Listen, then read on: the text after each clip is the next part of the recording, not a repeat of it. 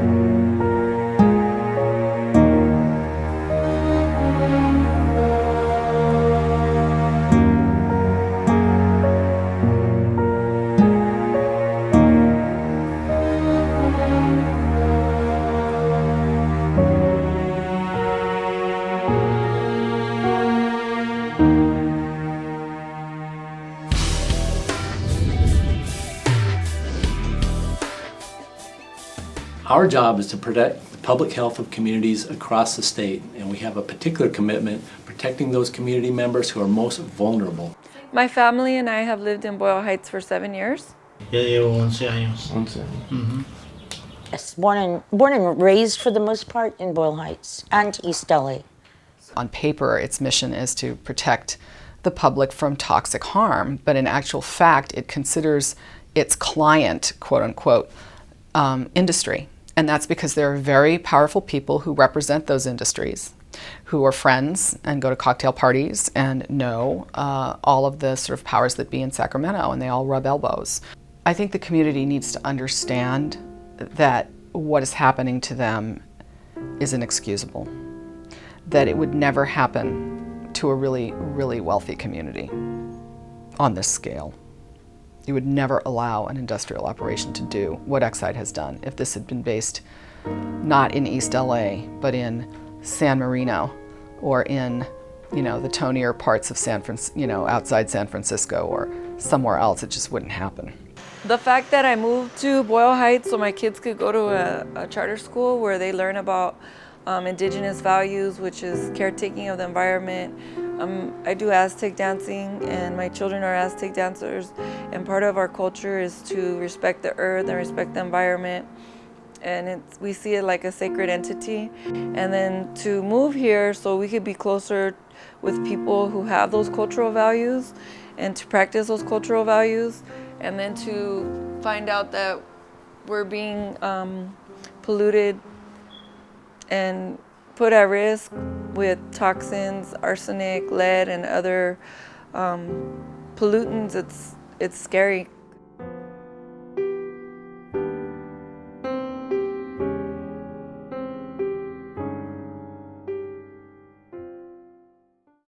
Lead is a potent neurotoxin. We've known about this for decades, if not centuries.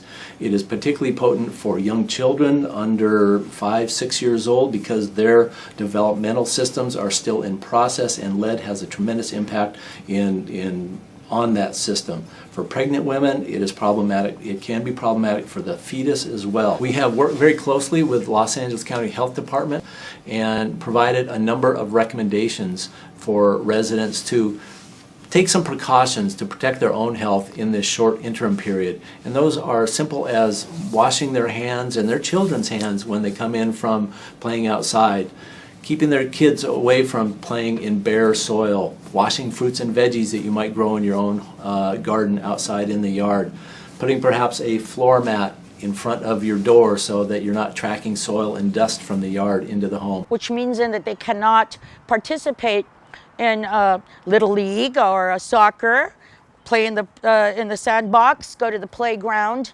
or garden. So that is really not a solution. That is an insult to the community. I'm worried about the effects, especially since they said that most at risk are pregnant women and children, which I have, my youngest Rosa here and my son Otokani, and I'm pregnant, so it's scary. And I don't like feeling helpless. It's hard to think that everything that we're touching is toxic. It's almost like you kind of have to pretend it's not even happening, because it could be very paralyzing, and then we couldn't even live. I think that the reaction to EXIDE is an emotional one, and it's irrational, that will actually do more damage to the community than it will solve. I'm not saying that the people's anger is not justified, but to react emotionally and irrationally when you're upset often doesn't solve your problem. We are in this permit evaluation process. All of these elements go into our consideration of whether this facility is willing and capable of operating a safe facility. And we are in that determination period right now. The interim permit is like a marker on the way to getting a full permit. But that does not mean that regulators shouldn't be regulating that company's operations along the way. Now, in the state of California, there's a rule. And the rule is that if you come in for a third time with an application and the regulator tells you that they're giving you something called a notice of deficiency, which means that they don't accept that application because it's incomplete, they're supposed to start the proceedings to deny outright any kind of a permit to that company, period. I think EXIDE has gotten maybe 7 of those, and I just heard the other day that the DTSC may have given them an 8th notice of deficiency, meaning they are not shutting down because they are basically endorsed by the agencies that allow them to continue to pollute us in a very economical way.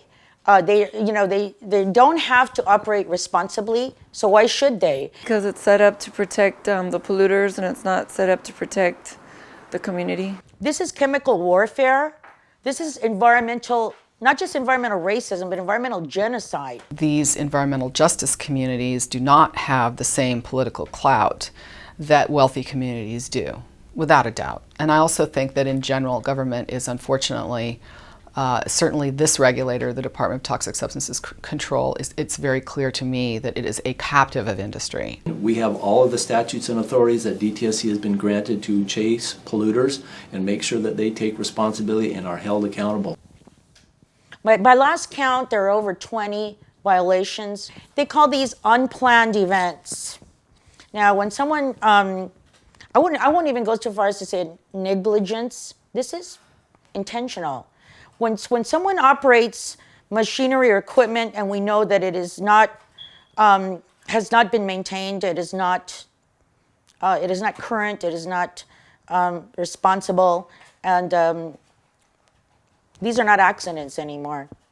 We basically can predict that there will be a catastrophe. The DTSC has always hesitated to ask companies to put up money for corrective actions. Even though they really do have the right under state law, they've never exercised it. They're afraid that company is going to just fold and walk away, and that it's going to be up to you and me and the rest of the taxpayers in the state of California to actually put the money into cleaning it up, which will never happen. And so there's this tension. It's like, on the one hand, the regulator doesn't want to shut the company down if they can avoid it, because A, they don't want to be stuck with the contamination, and B, they don't want to have people lose jobs. You can kill me a little at a time or kill me all at once. It's still murder. So, yes, we are engaged in a war, and I say we make war on polluters, not the people.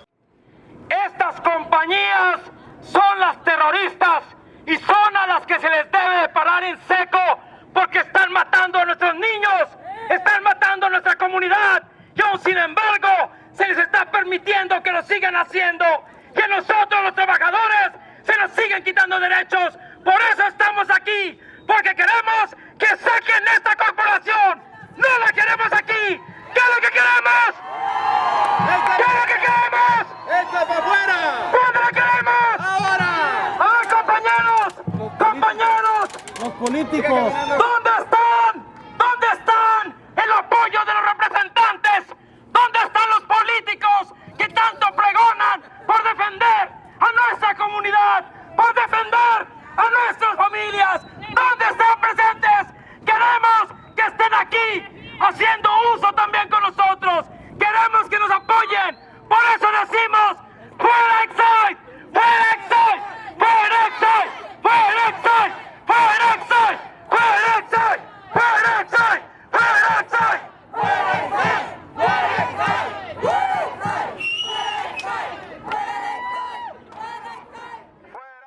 It seems like EXIDE has become kind of a reverse poster child of everyone's complaints about the city of Vernon for many, many years. And it's like a lynch mob. And I say that, you know, all these different regulatory agents and politicians, it's kind of like death by 1,000 cuts. And I'm very concerned about where all that leaves the workers. Most of them do live in those very same communities I'm talking about. The face of the workers reflects that of the surrounding community. Most of them are Latino, with a handful of African Americans, and then I think maybe 1 or 2 white guys, but that's it. So it's not a situation where you have a bunch of white bread boys from the suburbs working in the city and polluting the neighborhood. I mean, these are local people. Estoy trabajando hasta ahorita. Va a ser 3 años ahora en abril. Y duré trabajando 30 años para una compañía que, bueno, primero fueron 20 para Butcher Boy y 11 para American Meat. Y ahí la compañía se movió a Tennessee, 2 años desempleado hasta que encontré este trabajo. Most of the EXIDE workers are older workers. And in this economy, if they lose their jobs, statistically, they're going to have a very hard time finding comparable employment. No, yeah, it was really good. We were all really excited and happy for him. He was too. He was excited to finally start working. He was tired of just being here home alone, not being able to get a job. It was really frustrating. So EXIDE hiring him definitely gave him confidence. Well, we all got coverage, health, because EXIDE has really good health insurance for its people. I mean, they have to because it's like a health risk job. But the coverage that they get for the families too is really good. So I haven't had health coverage like that in a while. No, digo, por el trabajo lo ocupas, pero mi sketch ha sido duro, pues mis horarios. Pero al principio era más duro porque estaba de noche. Ya no aguantaba de noche, pero ahora es un poco mejor. Pero en sí no deja de ser riesgoso el trabajo. Tienes que andar simplemente 100% concentrado. Pues estás peleando con fuego, ahí siempre es fuego, es peligro. es gas, entonces es peligro, muchos químicos. Sí, pues lógico.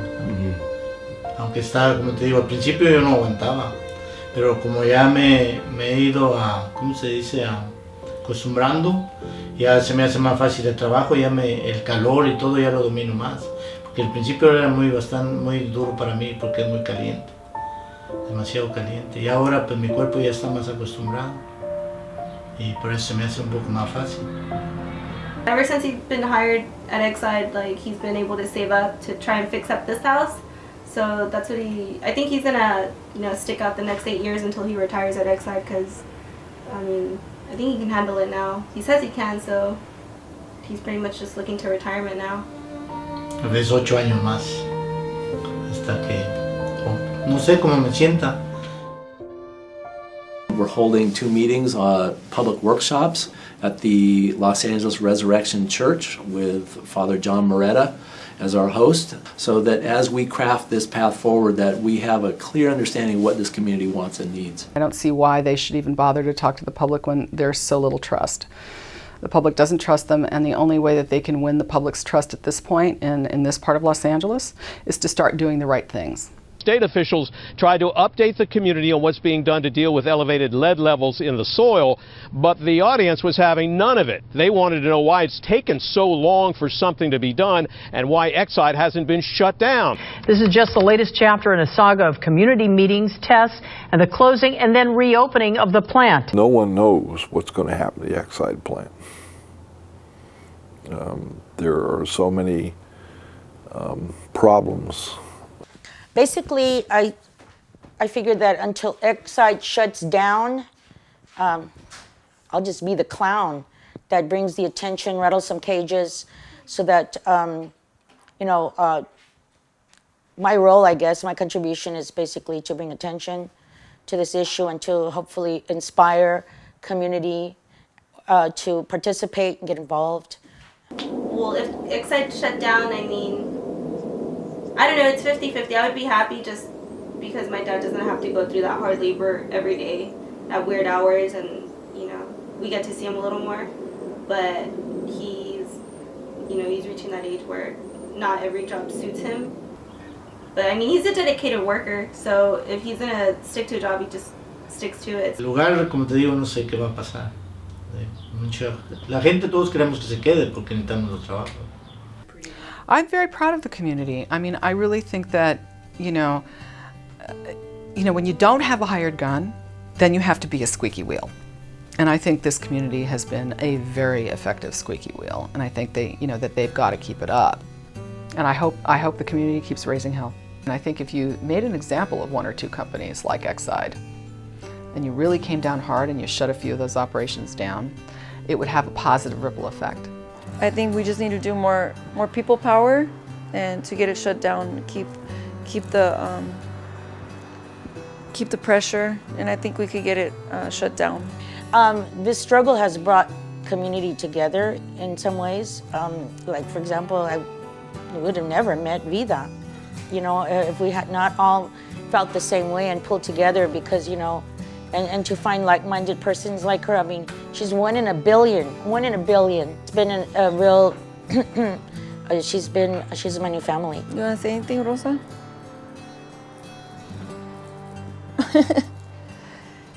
Do you make sure you wash your hands? Okay. When you're outside.